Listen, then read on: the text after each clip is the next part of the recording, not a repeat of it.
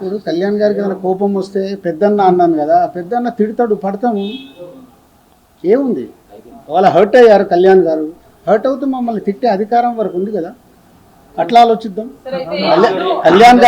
కళ్యాణ్ గారి గురించి నేను 22 ఏళ్ళ నుంచి చూస్తాను. ఆయన కోపం వచ్చినప్పుడు ఆయన కోపపడేలాగా ఎపిసోడ్ జరిగింది, కానీ వారి సినిమానే టార్గెట్ చేశారనేది ఒక నెగిటివ్గా వారి దగ్గరికి వెళ్ళింది. అది కాదు, ఇది ఇక్కడ జరిగింది. June 1 థియేటర్లు బంద్ అని మీరందరూ హెడ్లైన్స్ ఇవ్వడమే మేజర్ ప్రాబ్లం. అక్కడే ఒక సమస్య అండి, అక్కడే ఒక సమస్య. ఛాంబర్ సరిగ్గా ఎఫిషియన్సీగా రెస్పాండ్ అవ్వకపోవడం వల్లనే ఇది జరిగిందని మేమంటే దానికి మీ సమాధానం ఏంటి? నాకు తెలియదు కదా, నాకు తెలియదు. నేను ఇప్పుడు నీకు ఎలా నేను కన్క్లూజన్ ఇస్తాను? లోపల ఏమి జరిగింది మీకు ఒకటి, మీరందరూ ప్రాపర్గా మీకు కమ్యూనికేషన్. ఎస్, ఇప్పుడు అక్కడి నుంచి ఒక ప్రెస్ నోట్ వచ్చింది. ఇప్పుడు ఏపీ గవర్నమెంట్ నుంచి మినిస్టర్ గారి దగ్గర నుంచి ఒక ప్రెస్ మీట్ వస్తే ఆ ప్రెస్ మీట్ ఎంత అందంగా ఉంది. మేము ఛాంబర్ కూడా అదే చెప్తాం, ఏదున్నా పేపర్ మీద ప్రెస్ మీట్ లాగా పంపించండి అని. అక్కడ ఉండే 20-25 మంది బయటకు వచ్చి ఎవరికో తెలిసిన వాళ్ళకు ఒక న్యూస్ కమ్యూనికేట్ చేస్తారు, లోపల ఏం జరిగింది తెలుసా ఇది అని, అది హైలైట్ అవుతుంది. వెనకాల జరిగిన స్టోరీ లేకుండా ఓన్లీ క్లైమాక్స్ చెప్తేలా సినిమా అర్థం కాదు కదా. ఓన్లీ క్లైమాక్స్ ఒకటి వింటే సినిమా అంతా చూస్తే కదా. నేను అందుకే లోపల ఉన్నాను కాబట్టి చెప్తున్నాను. ఇది చెప్పడానికి ఈరోజు నేను ప్రెస్ మీట్ పెట్టింది. లోపల ఏం జరిగింది, ఈ ఎపిసోడ్ ఎలా స్టార్ట్ అయింది, ఎవరి దాళ్ళు భుజాలు తడుముకుంటున్నారు, నాకెందుకు. థియేటర్లు బంద్ లేదు అని ఛాంబర్ వెంటనే ప్రతిస్పందించిన ఇంతవరకు నేను అదే కదా చెప్తా ముందు. అంటే అక్కడ ఎగ్జిబిటర్స్ ఒకలాగా ఉన్నారు, ప్రొడ్యూసర్స్ ఒకలాగా ఉన్నారు, డిస్ట్రిబ్యూటర్స్ ఒకలాగా ఉన్నారు. ఛాంబర్ ఏం చూస్తుంది, ఛాంబర్కి అక్కడ లెటర్లో క్లియర్గా ఉంది, కమ్యూనికేషన్ ఈజ్ ఇంపార్టెంట్. వాళ్ళు చేసుంటే ఇవి చర్చలు జరుగుతున్నాయి, చర్చలు ఫలించకుంటే, ఇది అండర్లైన్, చర్చలు ఫలించకుంటే వాళ్ళు థియేటర్లు మూసుకుంటామంటున్నారు. ఇది ఎక్కడుంది? June 1 థియేటర్ బంద్, June 1 థియేటర్ బంద్, June 1 ఇదే. రాజుగారు రెండు డౌట్స్ అండి. ఇండస్ట్రీలో మాట్లాడుకుని 2 క్వశ్చన్లు అడుగుతారు, మీరు మీకు ఇబ్బంది రాకపోతే అడగండి. ఉపయోగపడేది ఉంటే అడగండి, కాంట్రవర్షియల్ పాయింట్స్ అడగండి. లేదండి, ఏంటంటే సెక్టార్ చైర్మన్ రాంప్రసాద్ గారి చేత మీటింగ్ పెట్టించింది దిల్ రాజు గారే అని చెప్పి ఒకటి. రెండో మీటింగ్ జరగగానే శిరీష్ గారు బయటకు వచ్చి ఇక్కడ ఏదన్నా మాట్లాడుకోనివ్వండి, బట్ June 1 నుంచి బంద్ ఉంటుంది, అది తెలంగాణ మాట, సునీల్ గారి మాట, శిరీష్ మాట ఒకటే అని అన్నట్టు. ఈ 2 ప్రచారాలు ఇండస్ట్రీలో ప్రొడ్యూసర్లు మాట్లాడుకుంటున్నారు, డిస్ట్రిబ్యూటర్లు మాట్లాడుతున్నారు. నేను ఇందాక చెప్తున్నా కదా, ప్రచారం అని అంటున్నారు, ప్రచారంలో నిజం ఎంత ఉంది, ఉందో లేదో మీరు చెప్పండి. ఎవరికి తెలుసు అది నిజం ఉందా లేదా అని ఎవరికి తెలియదు కదా. ఇప్పుడు నేను ఛాంబర్ ప్రెసిడెంట్గా నేను ఎలక్ట్ అయినప్పుడు ఎగ్జిబిటర్స్ అందరూ ఈసీ మెంబర్స్ అక్కడ ఫస్ట్ ఛాంబర్ మీటింగ్లో అడిగారు, సార్ ఈ ప్రాబ్లమ్స్ ఉన్నాయి మాకు ఇలా కావాలి, డెఫినెట్గా మాట్లాడతామండి ప్రెసిడెంట్గా అని చెప్పాను. వాళ్ళ అధికారంతో మాట్లాడారు, అంతేగాని దిల్ రాజు గారు చెప్తే నేను ఎవరిని చెప్పడానికి. సార్ ఇప్పుడు సినిమా ఇండస్ట్రీకి సుప్రీం బాడీ ఇన్ఛార్జ్. ఎస్, నిన్న ప్రెస్ మీట్ లో అరవింద్ గారు కూడా గిల్డ్ వల్ల ఎక్కువ నిర్మాతల మేలు జరుగుతుందని కామెంట్ చేశారు. దీనివల్ల అది రాంగ్ గా వెళ్లే ప్రమాదం ఉంది కదండి. అంటే ఒక సుప్రీం బాడీస్ అనే వాటిని అన్నింటి పక్కన పెట్టి గిల్డ్ వల్లే న్యాయం జరుగుతుంది అనేది ఇండస్ట్రీలో అంత సీనియర్ ప్రొడ్యూసర్ అలా కామెంట్. అంటే ఇప్పుడు గిల్డ్ ఎందుకు ఏర్పడింది, ఎందుకు? సినిమాలు నిర్మించే వాళ్ళు 10 నుంచి 20 మందే యాక్టివ్గా ఉండే వాళ్ళు ఉన్నారు, వాళ్ళ సమస్యలు వాళ్ళకే తెలుస్తాయి. కాబట్టి మనం కౌన్సిల్లో మాట్లాడినా, అందరిట్లో ఛాంబర్లో మాట్లాడినా వీటికి మాకు సాల్వేషన్ రాదని గిల్డ్ అనేది ప్రారంభించడం జరిగింది. ఆ యాక్టివ్గా ఉన్న ప్రొడ్యూసర్స్, అక్కడ వర్కింగ్ కమిటీ అనేది ఒకటి, యాక్టివ్ ప్రొడ్యూసర్స్ ఒకటి, 2 గిల్డ్లో 2 కమిటీలు ఉన్నాయి. ప్రొడ్యూసర్స్కి సంబంధించిన మట్టికి అక్కడ మాట్లాడతారు. కాబట్టి అరవింద్ గారు ఆ సెన్స్లో అని ఉంటారు. But ultimate final government approach కావాలన్నా, ఫెడరేషన్తో మాట్లాడాలన్నా, ఏదైనా main body is a chamber. But ఇప్పుడు ఈ ఇష్యూ మీద గిల్డ్లో కూడా ఏకాభిప్రాయం లేదు కదా. ఎక్కడ ఉండదు, కాదు ఇక్కడ కాదండి, సినిమా ఇండస్ట్రీలో ఏకాభిప్రాయం ఉండదు. గిల్డ్ ఏంటి, ప్రొడ్యూసర్ల మధ్యలో ఉందా, డిస్ట్రిబ్యూటర్ల మధ్యలో ఉందా, ఎగ్జిబిటర్స్ మధ్యలో ఉందా? అది అవుతారు అంటున్నా. ఇప్పుడు నేను ఖచ్చితంగా నాకు పర్సంటేజ్ కావాలి, వాళ్ళకి హెల్ప్ చేద్దామని నేను అంటే వాళ్ళు ఏ అపోహలో ఉన్నారు, అదే అపోహలో ఉన్న రాజుగారు ఎటుంటారు. గోడ మీద పిల్లిలాగా ఎందుకు చూడడం? డైరెక్ట్ నాతో వచ్చి మాట్లాడవచ్చు కదా. నిన్న పవన్ కళ్యాణ్ గారి యాడ్లో కూడా ఒక్క నిమిషం కాదు సార్, నేను యాక్టివ్ ఉన్న ప్రొడ్యూసర్లు మిమ్మల్ని టార్గెట్ చేసి మిమ్మల్ని కార్నర్ చేశారనిపిస్తుంది సార్. కాదు సార్, ఇప్పుడు యాక్టివ్ ఉన్న ప్రొడ్యూసర్లే మిమ్మల్ని కార్నర్ చేయడానికి ఏదో ఇష్యూ తీసుకొచ్చినా అరే మీకు టోటల్ ఎపిసోడ్ అర్థమవుతుంది కదా, మీ అందరికి అర్థమవుతుంది. మీలో నాకు తెలిసి మీరు అందరు జర్నలిస్ట్ మేధావులు. టోటల్ ఎపిసోడ్ మీకు క్లియర్గా అరటి పండు ఒలిసినట్టు ఓపెన్ చేశా. ఇది పేపర్ మీద రాసుకోండి. జూన్ 19 ఈస్ట్ గోదావరిలో స్టార్ట్ అయిన ఎపిసోడ్లో దిల్ రాజు ఉన్నాడా? మీకు చెప్పండి. ఇప్పుడు అడిగారు కదా, ఏప్రిల్ 19 ఈస్ట్ గోదావరి జరిగిన ఎపిసోడ్లో దిల్ రాజు ఉన్నాడా? అంటే ఉన్నాడా? మీ దగ్గర ఆన్సర్ లేని దాన్ని దిల్ రాజుని ఎందుకు దానికి ఇంక్లూడ్ చేస్తున్నారు? సార్ అంటే నైజాంలో సమస్య ఎక్కడున్నా సరే నైజాంలో సీరియస్ అయితే తప్ప ఈ ఇష్యూ పెద్దది అవ్వదు కదా. అది తప్పండి. ఎందుకు? ఆంధ్రప్రదేశ్ మనకు కాదా? అవసరం ఉంటే ఇప్పుడు ఇటెంట్ అటు మా ప్రతిధ్వని సినిమా డైలాగ్ లాగా మాట్లాడొద్దు. సార్ ఇప్పుడు ఇక నా దగ్గర టోటల్ వీడియోలు కూడా పెట్టా. ఏప్రిల్ 19 వాళ్ళ మీటింగ్లో ఏం జరిగింది. ఆ వ్యక్తి సత్యనారాయణ డిస్ట్రిబ్యూటర్, ఎగ్జిబ్యూటర్, జనసేనలో కీలక వ్యక్తి అయినా. సార్ ఇప్పుడు మీకు కనుక 4-5 పాన్ ఇండియా సినిమాలు కనుక రాజు గారికి ఉంటే ఇప్పుడు ఈ పర్సంటేజ్ సిస్టమ్ అనేది రాజు గారికి నచ్చదు. 2022లో కూడా ఒకసారి అనుకుని ఏమండి మీరు ఒక్కటి ఇవాళ మీకు ఒక క్లారిటీ చెప్పాను, మీరు మిస్ అయినట్టున్నారు. ఈరోజు తెలుగు సినిమా ఇండస్ట్రీలో 90% సినిమాలు పర్సంటేజ్లో ఆడుతున్నామా లేదా? ఆడుతున్నాం. ఇప్పుడు ఆ పెద్ద సినిమాల గురించే కదా సార్ ప్రాబ్లం. పెద్ద సినిమాలు కూడా ప్రాబ్లం లేదు. పెద్ద సినిమాలు కూడా ఎగ్జిబ్యూటర్ రెడీగా ఉన్నారు. సార్ మాకు రెంట్ కావాలా, మీరు రెంట్లు వేసుకోండి పెద్ద సినిమా, మళ్ళీ దాంట్లో పర్సంటేజ్కి షిఫ్ట్ చేయకండి. పర్సంటేజ్కి షిఫ్ట్ చేయడం వల్ల రెండో వారం మాకు రెంట్ రావట్లేదు. ఎగ్జాంపుల్, మొదటి వారం 20 లక్షలు మీకు ప్రొడ్యూసర్కు డిస్ట్రిబ్యూటర్కి షేర్ వస్తే రెండో వారం 5 లక్షల గ్రాస్ అవుతే మాకు 2 లక్షలే వస్తుంది. మాకు అది వర్కౌట్ అవ్వట్లేదు. మరి ఇంకా బంద్ ఎందుకు చేద్దాం అనుకుంటున్నారు సార్? వర్కౌట్ అవ్వట్లేదు. ఆల్రెడీ పర్సంటేజ్ 90% సినిమాలకు ఉంది. పెద్ద సినిమాలకు మిగతా 10% మాకు వర్కౌట్ అవుతున్నప్పుడు ఇంక బంద్ ఎందుకు? సో రెంట్ ఆర్ పర్సంటేజ్, మీరు పాయింట్ మర్చిపోకండి. అక్కడ మొదటి వారము రెంట్లో వేసి రెండో వారము సినిమాని పర్సంటేజ్ వేస్తున్నారు కాబట్టి మాకు వర్కౌట్ అవ్వట్లేదు. ఆర్ రెంట్, మీకు రెంట్ కావాలిస్తే పెద్ద సినిమాలు కూడా రెంట్లోనే వేసుకోండి, వాళ్ళు సిద్ధంగా ఉన్నారు. ఆర్ అన్ని సినిమాల్లాగా పర్సంటేజ్ చేయండి. అంటే కమ్యూనికేషన్ వెరీ బ్యాడ్. ఇది పర్సంటేజ్ విధానంకు వెళ్ళాలి అనేది ఒక పాయింట్. ఒక నిమిషం. రెండో పాయింట్, వాళ్ళ పాయింట్ ఆఫ్ వ్యూ మాట్లాడతాం. తమిళనాడు పర్సంటేజ్, తమిళనాడులో వాళ్ళ సొంత సినిమా అక్కడ పర్సంటేజ్లో ఆడి తెలుగు స్టేట్స్కి వచ్చే వరకు వాళ్ళకి రెంటల్లో వేసిస్తున్నాం. కర్ణాటక పర్సంటేజ్, కేజీఎఫ్ కానీ కాంతారా కానీ వాళ్ళు అక్కడ పర్సంటేజ్లో ఆడుతూ ఇక్కడ రెంటల్లో వేసిస్తున్నాం. నార్త్ ఇండియా మొత్తం పర్సంటేజ్, యానిమల్ సినిమా మేము డిస్ట్రిబ్యూట్ చేసాము, ఇక్కడ రెంటల్లో వేపించి ఇచ్చాము. ఓవర్సీస్ అంతా పర్సంటేజ్. మన సినిమా ఆడుతున్న ప్రపంచమంతా పర్సంటేజ్ ఉంది. ఒక మన తెలుగు స్టేట్స్ మట్టికే ఆ మొదటి వారము ఆ కొన్ని సినిమాలు రెంటల్లో ఆడుతున్నాం. దానికి వాళ్ళు ఇప్పటికీ రెడీ అంటున్నారు.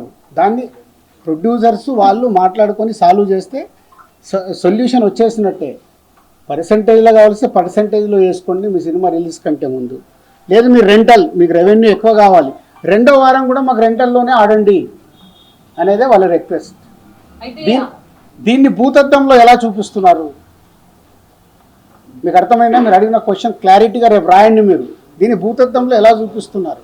ప్రపంచమంతా ఇదే తెలుగు సినిమా, పక్క స్టేట్ సినిమాలు ఇక్కడికి వస్తే వాళ్ళందరికీ పర్సంటేజ్లు, వాళ్ళ సినిమాలకి అన్ని సినిమాలకి ఇక్కడ రెంటల్లో వేసిస్తున్నాం.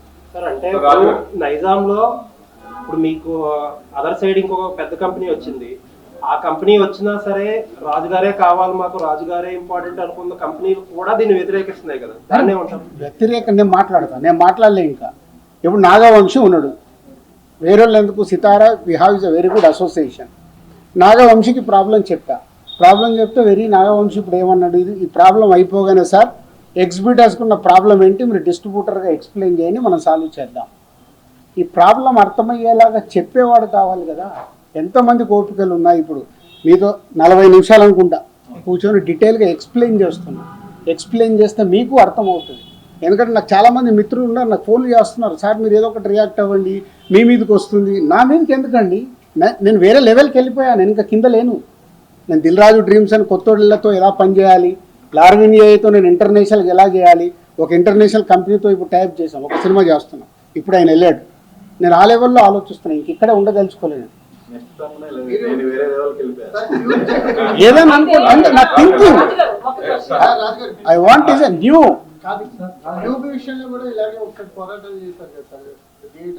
ఇండస్ట్రీలో దేనికి పోరాటాలు జరిగినా ఫైనల్గా రిజల్ట్ శూన్యం. 56 రోజులు షూటింగ్ చేశాం, శూన్యం. క్యూబ్ దాని గురించి చేశాము, శూన్యం. ఇదే థియేటర్ వాళ్ళకి చెప్పా, మీకు రిజల్ట్ ఏం రాదు, ఎందుకు రానైనా వచ్చేది మూసుకుంటారు. మూసుకుంటామని చెప్పకండి, 3 కలిస్తే సొల్యూషన్ వస్తుంది. ఎగ్జిబిటర్, డిస్ట్రిబ్యూటర్, ప్రొడ్యూసర్ కలిస్తే సొల్యూషన్ వస్తుంది. ఇప్పుడు కలుస్తారు.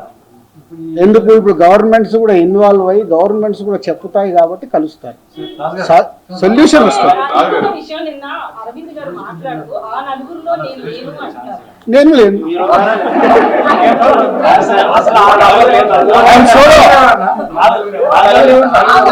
ఆయన అడగండి. ఇప్పుడు ఒక జోక్ చెప్తా. మనకు పాత రోజుల్లో రావుగోపాలరావు గారు, సత్యనారాయణ గారు, ప్రభాకర్ రెడ్డి గారు విలన్స్ ఉండేవాళ్ళు. 20 ఏళ్ళు అయిందా విలన్ క్యారెక్టర్ మార్చేసి ఇంకేదన్నా ఇవ్వండి, ఇంకా అక్కడే ఉంచితే ఎలా? కొత్త క్యారెక్టర్ వద్దా అన్నట్టే కదా. మీరు ఎందుకు ఆ 4 ఫోటోలు వేసేస్తున్నారు? మీ పాయింట్ ఆఫ్ లో వాళ్ళు విలన్సే కదా. వేసే మీ అందరిని అడుగుతున్నా నేను, వేసే మీ అందరినీ. మీ బాధ కూడా అదే కదా. ఒక నిమిషం, మీ బాధ కూడా మీ బాధ కూడా అదే. ఆ 4 ఫోటోలు లేకుంటే మీకు ఎవడు చూడడు, మీ బాధ మీది. ఎవరి బాధలు వాళ్ళే. ఇక్కడ ప్రపంచవ్యాప్తంగా డిస్ట్రిబ్యూషన్ నడుస్తుంది, పర్సంటేజ్ నడుస్తుంది అన్నారు. మరి ఒక్క తెలుగు రాష్ట్రాల్లోనే ఎన్ఆర్ఐ పద్ధతి ఎందుకు ఉంది డిస్ట్రిబ్యూషన్ చంపడానికి? కాకపోతే అన్ని పర్సంటేజ్ ఇచ్చినప్పుడు ఓన్లీ మనకొక్క చోట ఎన్ఆర్ఐ సిస్టమ్ ఉంది, ఎక్కడా లేదు. అదే అడగండి మరి, అదే నిర్మాతలను అడగండి. నువ్వు అడిగిన క్వశ్చన్ రైట్. నిర్మాత నేను ఎవరిని చంపుతున్నాను? నా డిస్ట్రిబ్యూటర్ ఎవరిని చంపుతున్నాడు?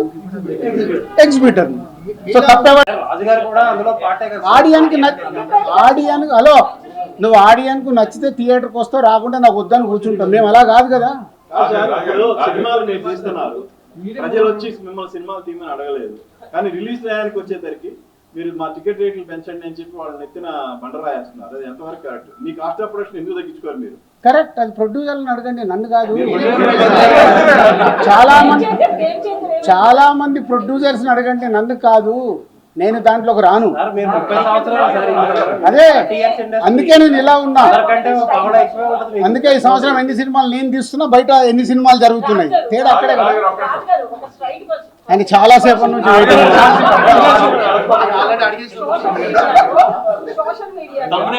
వ్యక్తిగతంగా కంపెనీలు ఏవైతే కార్పొరేట్ కంపెనీలు ఉన్నాయో అవన్నీ ప్రభుత్వానికి అనుకూలంగా ఉండవు, ఎవరి పని వాళ్ళు చేసుకుంటారు. కానీ ఫిల్మ్ ఇండస్ట్రీ దగ్గరికి వచ్చేటప్పటికి మమ్మల్ని కలవలేదని వీళ్ళు అంటారు, లేదా తెలంగాణ గవర్నమెంట్ అయినా ఏపీ ప్రభుత్వం అయినా కూడా అదే విమర్శలు చేస్తున్నారు, మమ్మల్ని వచ్చి ఇండస్ట్రీ కలవలేదు అని.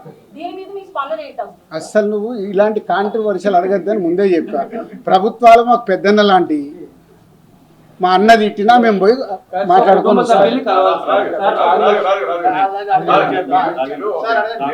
మీరు ఒక ఎగ్జిబిటర్, ఒక డిస్ట్రిబ్యూటర్, ఒక ప్రొడ్యూసర్, ఈ ముగ్గురు మధ్యన ఇప్పుడు సమస్య మొత్తం. అంటే మీరు ప్రొడ్యూసర్ గా లబ్ధి పొందినాడు, మళ్ళీ డిస్ట్రిబ్యూటర్ గా లబ్ధి పొందకపోవచ్చు, అలాగే ఎగ్జిబిటర్ లబ్ధి పొంది అలా జరగవచ్చు కదా. దీనికి ఒక ప్రొడ్యూసర్ ఈ 3 భాగాలకు సంబంధించి మీరేం చెప్తారు? అసలు మీ డెసిషన్ ఏంటి? ఇప్పుడు ముగ్గురికి సమస్యలు ఉన్నాయి, ముగ్గురికి సమస్యలు ఉన్నాయి. కానీ నేను ఒక స్లోగన్ అందరు గుర్తుపెట్టుకోండి, సింగిల్ స్క్రీన్స్ని కాపాడుకోవాల్సిన బాధ్యత మా ప్రొడ్యూసర్లే.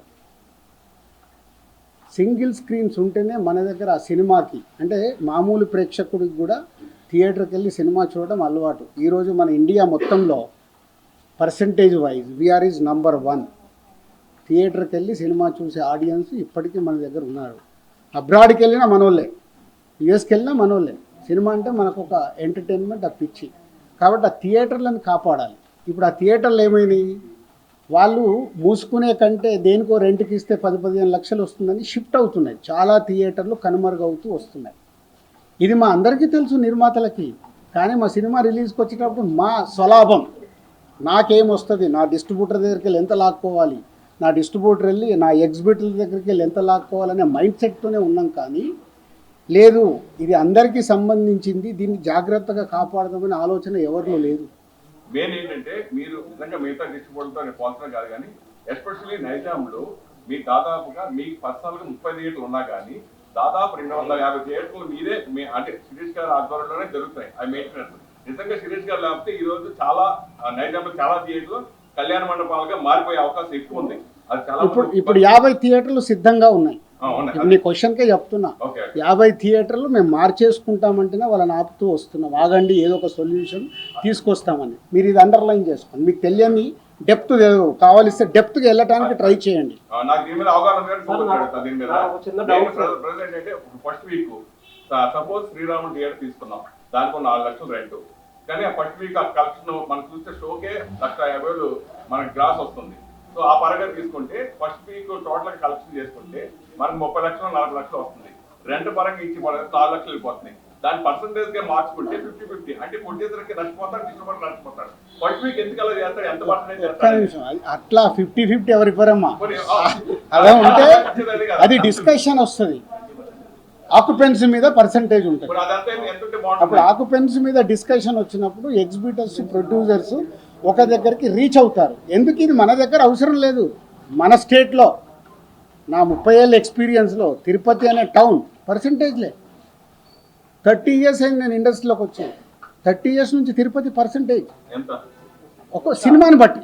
ఇప్పుడు పెద్ద సినిమా ఉందనుకో 25-75 ఇస్తారు, 75% డిస్ట్రిబ్యూటర్కే ఇస్తారు. బిగ్ ఫిలిం ఉంటే అట్లా సెకండ్ వీక్ వచ్చే వరకు మారుతూ వస్తుంది. మన ఎగ్జిబిటర్లు, ప్రొడ్యూసర్లని, డిస్ట్రిబ్యూటర్లని వాళ్ళు వయా మీడియాగానే సినిమా వేసుకోవాలనే గుల ఉంటుంది వాళ్ళకు. వాళ్ళు వెరీ కంఫర్టబుల్గా మాట్లాడితే వింటారు. కానీ మాట్లాడేటప్పుడు డిస్ట్రిబ్యూటర్కి, ఎగ్జిబిటర్ని శత్రువుగానే చూస్తాడు. ప్రొడ్యూసర్ డిస్ట్రిబ్యూటర్కి నా సినిమా అమ్మేటప్పుడు అరే పక్కడు కోటి ఇస్తుంటారా, వీటి దగ్గర 1,10,000 ఎట్లా తీసుకుందాం, ఇదే మా ఆలోచన. నా సినిమా 1 కోటి వస్తుందా, 2 కోట్లు వస్తుందా, వస్తే నేను ఎలా తెచ్చుకుందామని కాదు, ముందు నేను సేఫ్ అయిపోవాలి, ఎంత సేఫ్ అవ్వాలి అనే ఆలోచనలతోనే ఇవి సమస్యలు. చాలా కాలం నుంచి, చాలా సంవత్సరాల నుంచి థియేటర్స్ నష్టాల్లో నడుస్తున్నాయి అనే మాట ఎక్కువ వింటాం. నష్టాల్లో నడుస్తున్నాయి అని కాదు, వర్కౌట్ అవ్వట్లేదు. అంటే వర్కౌట్ అవ్వట్లేదు. కోవిడ్ తర్వాత ఇంకా ఎక్కువైంది. కోవిడ్ తర్వాత మారిపోయింది. అయినా సరే ఈ రోజు మార్కెట్ లో ఒక థియేటర్ లీజుకి ఇస్తే ఎందుకు ఇంకా లీజ్ ఎందుకు వదలట్లేదు? నష్టానికి ఎందుకు వ్యాపారం చేస్తున్నారు మీరు కానీ ఇంకొకరు కానీ ఇంకొకరు? నష్టానికి కాదండి. ఇప్పుడు వాళ్ళు ఏంటి, థియేటర్ వాళ్ళు ఇప్పుడు 250 సింగిల్ స్క్రీన్స్ ఉన్నాయి. ఓకే, వాడు నడవకుంటున్నా కదా సార్ నాతో అవ్వట్లేదు, నేను మూసుకోవాలా, మీలాంటి వాళ్ళు ఎవరన్నా గ్రూప్లో నడుపుతారా? ఒకటి అందరు ఒక క్వశ్చన్ వేసుకోండి. 10 ఏళ్ళు అయింది, 10 ఇయర్స్ వెనకకెళ్ళి చూడండి. ఏపీలో, తెలంగాణలో ఎక్కడన్నా ఒక సింగిల్ స్క్రీన్ థియేటర్ కట్టారా? ఎందుకు కట్టట్లేదు? ఎందుకు కట్టట్లేదు? అందుకే వర్కౌట్ అవ్వట్లేదనే కదా. మళ్ళీ మీ అందరికి తెలిసింది ఒకటే, నా బ్యాలెన్స్ షీట్ ఇస్తా, మీరు వస్తే నా కంపెనీలో బ్యాలెన్స్ షీట్ ఉంటుంది, 5 ఏళ్ళది బ్యాలెన్స్ షీట్ తీసుకొని చూడండి, ఏమవుతుందో తెలుస్తుంది. ఇందాక అన్నాను కదా, పాము పడగే కాటు, అది ఫార్ములా.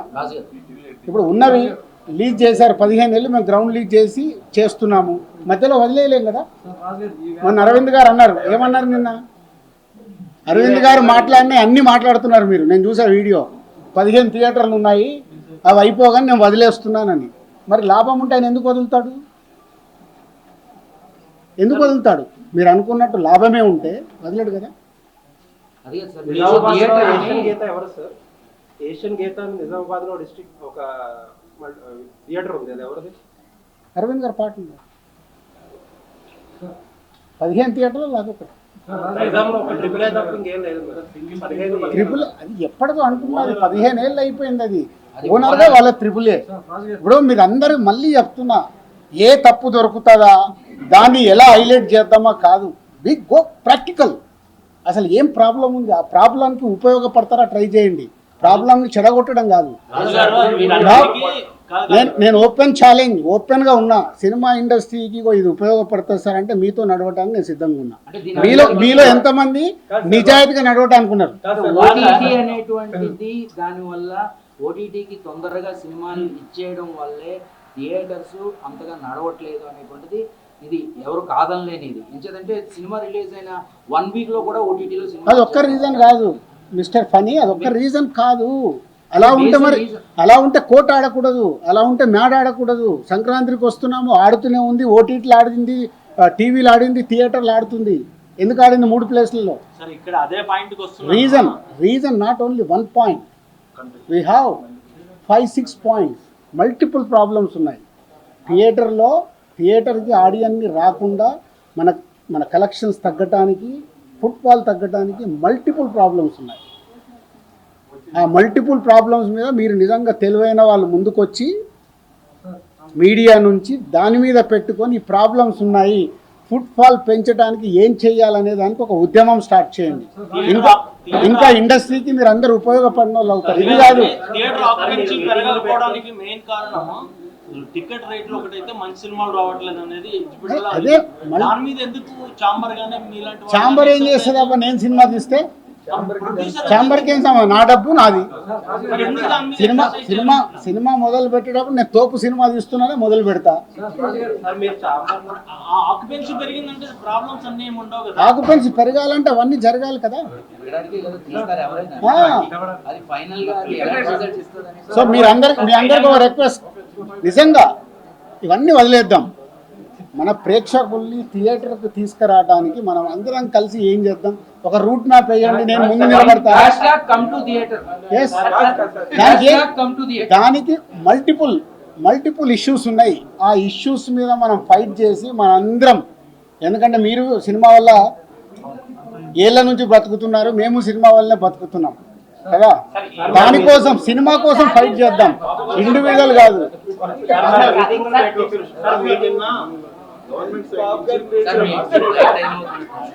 గవర్నమెంట్ సైడ్ నుంచి వచ్చిన ఫస్ట్ నోట్ లో ఇక మీద ఏ చర్చలైనా ట్రేడ్ బాడీస్ వాళ్ళనిచ్చే రిప్రజెంటేషన్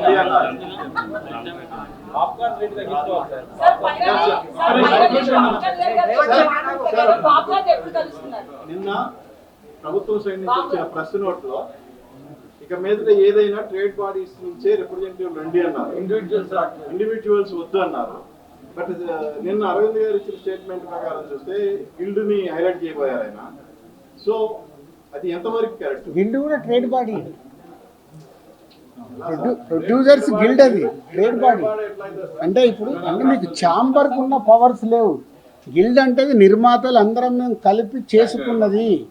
ఇప్పుడు మీరు మొన్న ఒక మీ అసోసియేషన్స్ పెట్టుకున్నారు కదా, రకరకాల అసోసియేషన్స్ ఉన్నాయి కదా మీకు, స్టిల్ ఫోటోగ్రాఫర్లది, కెమెరా వాళ్ళది, ఇవన్నీ మీరేంది మీ యూనిటీ కదా. అలాగే గిల్డ్ అనేది నిర్మాతల యూనిటీ కోసం పెట్టుకున్నది.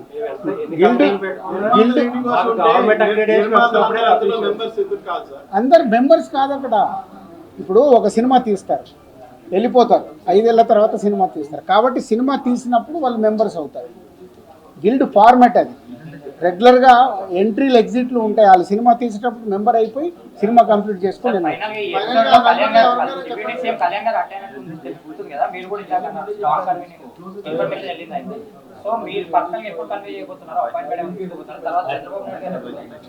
గవర్నమెంట్ని కలవటానికి ఛాంబర్ ద్వారా వాళ్ళు అపాయింట్మెంట్ తీసుకొని వెళ్ళాలి, వాళ్ళు ఫార్వర్డ్ అయ్యి వెళ్ళాలి.